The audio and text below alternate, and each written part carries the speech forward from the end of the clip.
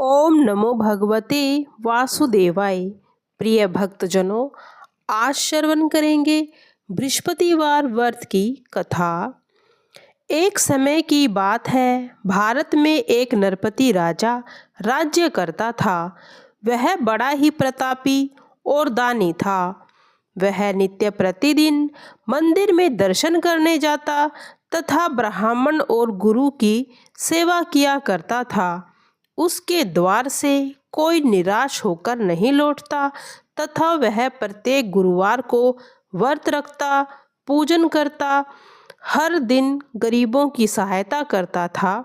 किंतु ये सब बातें रानी को अच्छी नहीं लगती थी। वह न व्रत करती, न किसी को दमड़ी दान में देती और राजा को भी ऐसा करने से मना करती थी। एक समय की बात है कि राजा शिकार खेलने वन में गए थे। घर पर रानी और दासी थी।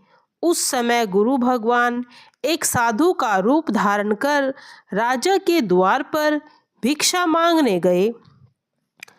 तब रानी कहने लगी, हे साधु महाराज, मैं इस दान पुण्य से तंग आ गई हूँ। मेरे से घर का कार्य तो समाप्त नहीं होता। इस कार्य के लिए तो मेरे पति देव ही बहुत हैं। अब आप ऐसी कृपा करें कि सब धन नष्ट हो जाए तो मैं आराम से रह सकूं। साधु बोला, हे देवी, तुम तो बड़ी विचित्र हो। संतान और धन से कोई दुखी होता है, इसको सभी चाहते हैं। पापी भी पुत्र और धन की इच्छा करता है। अगर आपके पास धन अधिक है तो भूखे मनुष्य को भोजन कराओ, प्याऊ लगवाओ, ब्राह्मणों को दान दो, धर्मशाला, तालाब, कुआं, बावड़ी, बाग बगीचे आदि का निर्माण कराओ। निर्धन मनुष्य की कुंवारी कन्याओं का ब्याह कराओ और अनेक यज्ञ आदि धर्म करो। इस प्रकार के कर्मों को करने से तुम्हारा नाम परलोक में सार्थक होगा और स्वर्ग की प्राप्ति भी होगी। मगर रानी इन बातों से खुश न हुई। वह बोली, हे साधु महाराज, मुझे ऐसे धन की आवश्यकता नहीं जिसको और मनुष्य को दान दूं तथा जिसको रखने उठाने में मेरा समय बर्बाद हो जाए। साधु कहने लगा, हे देवी, तुम्हारी ऐसी इच्छा है तो ऐसा ही होगा। मैं तुम्हें बताता हूँ, वैसा ही करना। बृहस्पतिवार के दिन घर को गोबर से लीपना, अपने केशों को धोना, केशों को धोते समय स्नान करना, राजा से कहना कि वह हजामत करवाए, भोजन में मांस मदिरा खाना, कपड़े धोबी के यहाँ धुलने डालना। इस प्रकार 7 बृहस्पतिवार करने से तुम्हारा धन नष्ट हो जाएगा। ऐसा कहकर साधु वहाँ से अंतर्ध्यान हो गए। रानी ने साधु के कहे के अनुसार वैसा ही किया। 3 बृहस्पतिवार ही बीते थे कि उसका सारा धन नष्ट हो गया और भोजन के लिए दोनों समय तरसने लगे, सांसारिक भोगों से दुखी रहने लगे। तब राजा ने रानी से कहा कि तुम यहाँ रहो, मैं दूसरे देश जाता हूँ, क्योंकि यहाँ तो सभी मुझे मनुष्य जानते हैं, इसीलिए कोई भी कार्य नहीं कर सकता। देश चोरी परदेश भीख बराबर है। ऐसा कहकर राजा परदेश चला गया और वहाँ जंगल से लकड़ी काट कर लाता, शहर में बेचता। इस तरह जीवन व्यतीत करने लगा। इधर राजा के घर रानी और दासी दुखी रहने लगी। किसी दिन भोजन मिलता, किसी दिन पानी पीकर ही रह जाती। एक समय रानी और दासी के 7 दिन बिना भोजन के बीत गए तो रानी ने दासी से कहा, हे दासी, यहाँ के पास के नगर में मेरी बहन रहती है। वह बड़ी ही धनवान है। तू उसके पास जा और 5 सेर अनाज मांग ला, जिससे कुछ समय के लिए गुजारा हो जाएगा। इस प्रकार रानी की आज्ञा मानकर दासी उसकी बहन के पास गई। रानी की बहन उस समय पूजन कर रही थी, क्योंकि उस रोज बृहस्पतिवार था। तब दासी रानी की बहन से बोली, हे रानी, मुझे तुम्हारी बहन ने भेजा है, 5 सेर अनाज दे दो। इस प्रकार अनेक बार कहा, परंतु रानी ने कुछ उत्तर नहीं दिया। क्योंकि वह उस समय बृहस्पतिवार की कथा सुन रही थी। इस प्रकार जब दासी को कोई उत्तर नहीं मिला तो वह बहुत दुखी हुई और क्रोध भी आया और लौटकर रानी के पास आकर बोली, हे रानी, तुम्हारी बहन तो बड़ी अभिमानी है। वह छोटे मनुष्य से बात नहीं करती। जब मैंने उससे कहा तो उसने कोई उत्तर नहीं दिया, इसीलिए मैं वापस चली आई हूँ। रानी बोली, हे दासी, इसमें उसका कोई दोष नहीं। जब बुरे दिन आते हैं तो कोई सहारा नहीं देता। अच्छे बुरे का पता आपत्ति में ही चलता है। जो ईश्वर की इच्छा होगी वही होगा। यह सब हमारे भाग्य का दोष है। उधर उस रानी ने सोचा, मेरी बहन की दासी आई थी, परंतु मैं उसे कुछ नहीं बोली, इससे उसको बहुत दुख हुआ होगा। यह सोचकर तथा कथा सुन विष्णु भगवान का पूजन समाप्त कर वह बहन के घर चल दी और अपनी बहन से बोली, हे बहन, जब तुम्हारी दासी आई तब मैं बृहस्पति जी की कथा सुन रही थी, और जब तक कथा होती है न उठते हैं न बोलते हैं, इसीलिए मैं न बोली। कहो दासी क्यों आई थी? रानी बोली, बहन, हमारे अनाज नहीं था। वैसे तुमसे कोई बात छुपी नहीं है, इसीलिए मैं दासी को 5 सेर अनाज लेने के लिए भेजा था। रानी बोली, देखो बृहस्पति देव सबकी मनोकामना को पूर्ण करते हैं। देखो तुम्हारे घर में शायद अनाज रखा हो। इस प्रकार जब रानी ने सुना तो वह अंदर गई। वहाँ एक बड़े से पात्र में अनाज भरा हुआ था, जिससे रानी और दासी बहुत खुश हो गई। तब दासी कहने लगी, हे रानी, वैसे हमको अन्न नहीं मिलता, हम रोज व्रत ही तो करते हैं। अगर उनसे व्रत की विधि तथा कथा पूछ ली जाए तो हम भी इस व्रत को किया करेंगे। तब रानी ने अपनी बहन को बताया कि हे बहन, बृहस्पतिवार का व्रत क्यों करते हैं तथा यह व्रत कैसे करना चाहिए। रानी की बहन ने कहा, गुरु के व्रत में चने की दाल मुनक्का से विष्णु भगवान का केले की जड़ में पूजन करें, वह कहानी सुने और पीला भोजन करे। इस प्रकार करने से गुरु भगवान प्रसन्न होते हैं, अन्न पुत्र धन देते हैं, मनोकामना पूर्ण करते हैं। इस प्रकार रानी व दासी ने निश्चय किया कि बृहस्पतिवार भगवान का पूजन जरूर करेंगी। 7 रोज बाद जब बृहस्पतिवार आया तो उन्होंने व्रत रखा और गुड़साल से जाकर चना गुड़ बीन लाई तथा उसकी दाल से केले की जड़ में भगवान विष्णु का पूजन किया। अब पीला भोजन कहाँ से आए सोचकर बेचारी बड़ी दुखी हुई, परंतु उन्होंने व्रत किया था, इसीलिए गुरु भगवान प्रसन्न थे। वे 2 थाल में भोजन लेकर आए और दासी को देकर बोले, हे दासी, यह तुम्हारे और रानी के लिए है, तुम दोनों भोजन करना। दासी भोजन पाकर बहुत प्रसन्न थी और रानी से बोली, चलो रानी जी, भोजन कर लेते हैं। इस विषय में रानी को कुछ पता नहीं था। वह बोली, तू ही भोजन कर, क्यों व्यर्थ में हमारी हंसी उड़ाती है। दासी बोली, एक महात्मा दे गए हैं। रानी कहने लगी, वह भोजन तेरे लिए देकर गए हैं तो तू कर ले। दासी ने कहा, वह महात्मा हम दोनों के लिए 2 थाली में भोजन दे गए हैं, इसीलिए हम दोनों साथ साथ भोजन करेंगी। इस प्रकार दोनों ने गुरु भगवान को नमस्कार कर भोजन किया। अब वे प्रत्येक गुरुवार को बृहस्पतिवार का व्रत करने लगी, विष्णु जी का पूजन करने लगी। बृहस्पति भगवान की कृपा से फिर से उनके पास धन हो गया। रानी फिर उसी प्रकार आलस्य करने लगी तो दासी बोली, देखो रानी, तुम पहले भी इसी तरह से आलस्य करती थी। बड़ी मुसीबतों के बाद हमने धन पाया है, इसीलिए हमें दान पुण्य करना चाहिए, भूखे मनुष्य को भोजन कराना चाहिए, पाठशाला आदि का निर्माण कराओ, कुंवारी कन्याओं का विवाह कराओ, धन को शुभ कार्यों में खर्च करो, जिससे तुम्हारा कुल का यश बढ़ेगा, स्वर्ग की प्राप्ति होगी और पितर भी प्रसन्न होंगे। जब रानी ने इस प्रकार कर्म करने आरंभ किए तो यश काफ़ी फैलने लगा। एक दिन रानी और दासी विचार करने लगी। राजा न जाने किस प्रकार होंगे, उनकी कोई खबर नहीं। गुरु भगवान से उन्होंने प्रार्थना की तो भगवान ने राजा को स्वप्न में कहा, हे राजा, उठ, तेरी रानी तुझको याद करती है, अपने देश को चला जा। राजा प्रातः उठा, सोचने लगा, स्त्री जाति तो खाने और पहनने की संगनी होती है, पर भगवान की आज्ञा मानकर वो अपने नगर के लिए रवाना हुए। इससे पूर्व जब राजा परदेश आया था तो दुखी रहने लगा। प्रतिदिन जंगल में से लकड़ी लाता और उन्हें शहर में बेचकर अपना जीवन व्यतीत करता। एक दिन राजा अपनी पुरानी बातों को याद करके दुखी होने लगा। तब बृहस्पति देव एक साधु का रूप धारण कर आए। राजा के पास आकर बोले, हे लकड़हारा, तुम इस जंगल में किस चिंता में डूबे हुए हो, मुझे बताओ।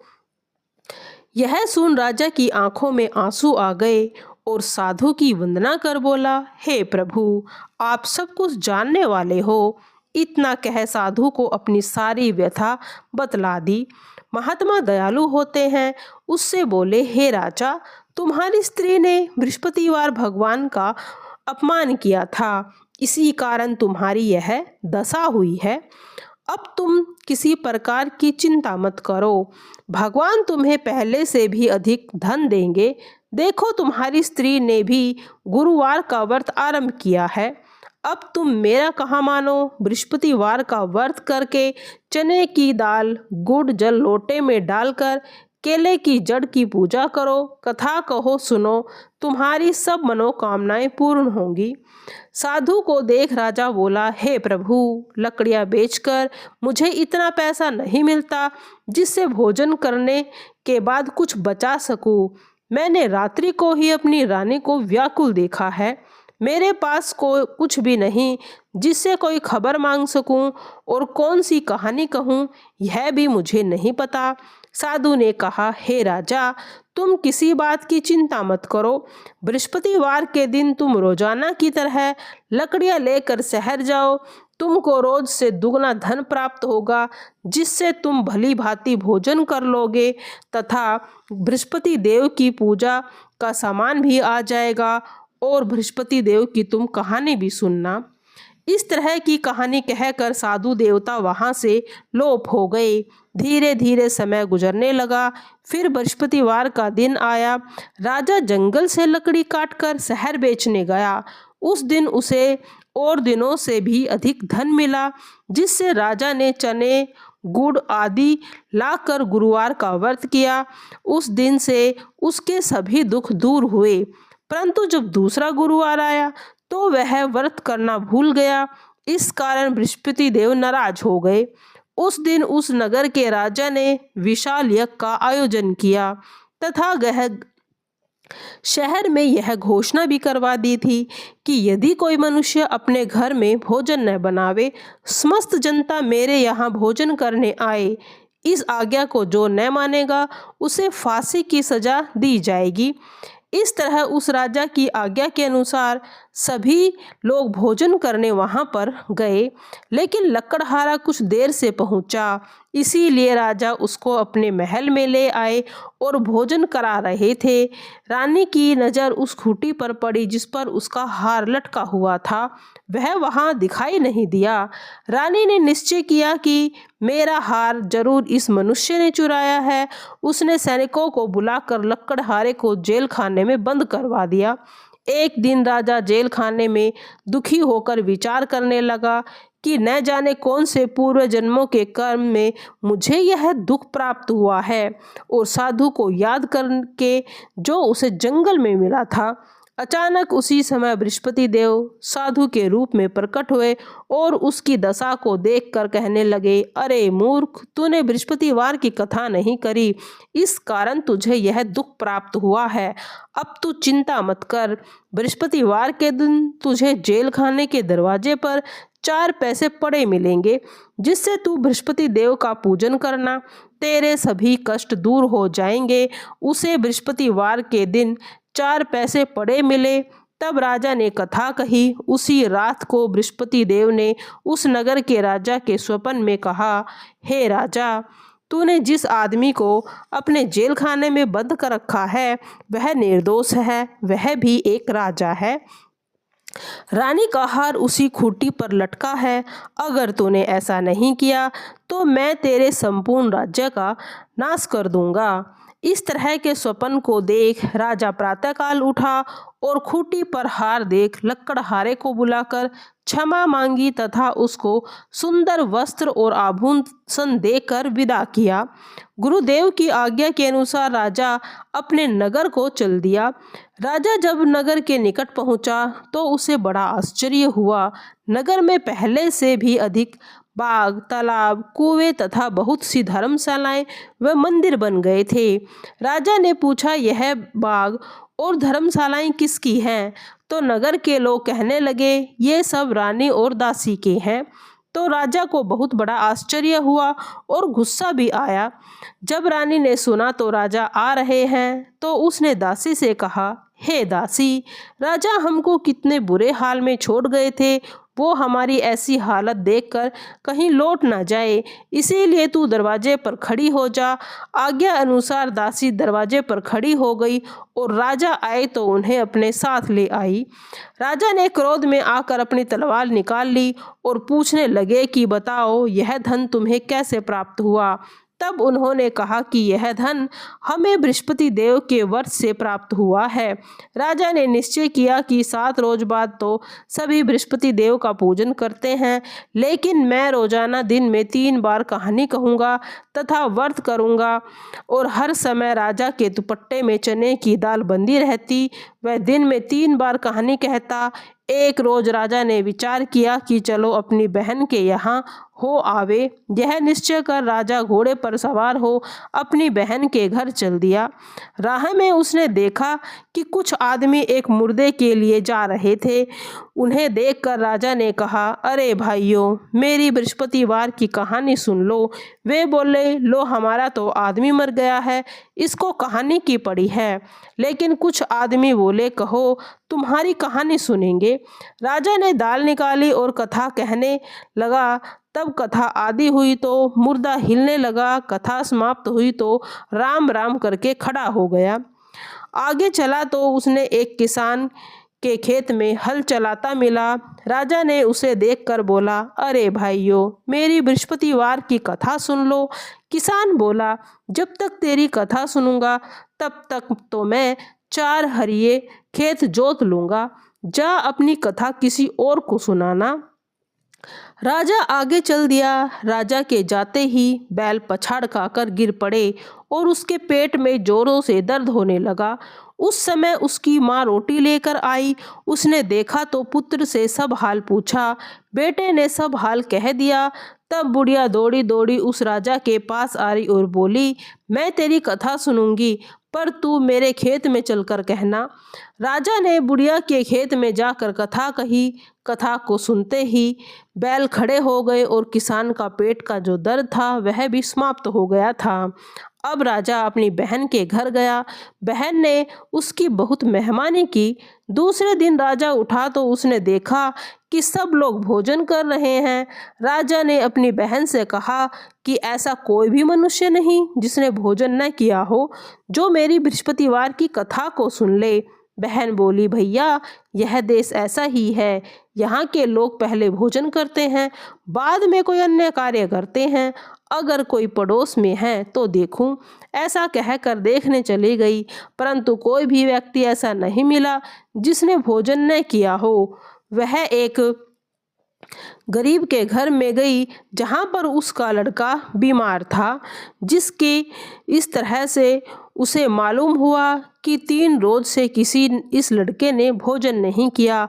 उसने वहां जाकर बृहस्पति देव की कथा कही, जिससे सुनकर लड़का ठीक हो गया। इस प्रकार राजा की प्रशंसा होने लगी। एक रोज राजा ने अपनी बहन से कहा, बहन, चलो हम आज घर जाएंगे, तुम भी तैयार हो जाओ। बहन ने अपनी सास से कहा। सास ने कहा कि तू चली जा, बच्चों को मत ले जाना, क्योंकि तेरे भाई की तो कोई औलाद ही नहीं है। बहन ने राजा से कहा, भैया, मैं चलूंगी, पर बालक नहीं जाएंगे। राजा बोले, जब बालक ही नहीं चलेगा तो तू जाकर क्या करेगी? दुखी मन से राजा अपने नगर को लौट आता है।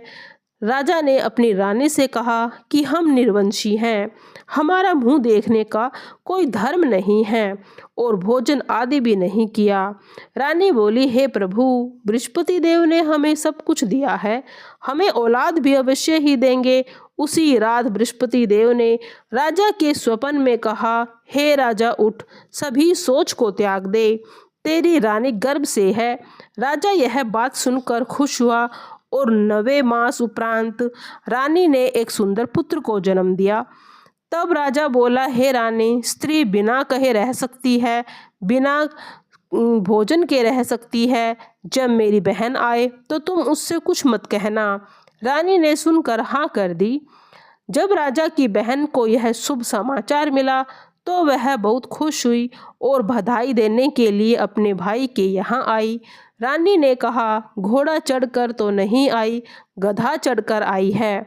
वह बोली, भाभी, यदि मैं इस प्रकार से न कहती तो तुम्हें औलाद कैसे मिलती। बृहस्पति देव सभी के मन की मनोकामनाएं पूर्ण करते हैं। जो सद्भावना पूर्वक बृहस्पति देव का व्रत करता है या सुनता है, दूसरों को सुनाता है, बृहस्पति देव उसकी सभी मनोकामना पूर्ण करते हैं।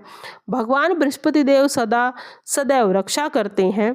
संसार में जो मनुष्य भगवान का पूजन व्रत सच्चे मन से करते हैं, उनकी सभी मनोकामनाएं पूर्ण होती हैं। जैसी सच्ची भावना से राजा और रानी ने कथा का गुणगान किया तो उनकी सभी मनोकामनाएं बृहस्पति देव ने पूर्ण की थी। इसीलिए कथा सुनने के बाद सभी को प्रसाद देना चाहिए, हृदय में बृहस्पति देव का मनन करना चाहिए और बृहस्पति देव भगवान का जयकारा करना चाहिए। प्रिय भक्तजनों, बृहस्पति देव की व्रत की कथा सुनने और व्रत रखने से मनुष्य की संपूर्ण इच्छाएं पूरी होती है। इसलिए बृहस्पतिवार का व्रत अवश्य रखना चाहिए। जय विष्णु जी महाराज, तेरी सदा ही जय हो।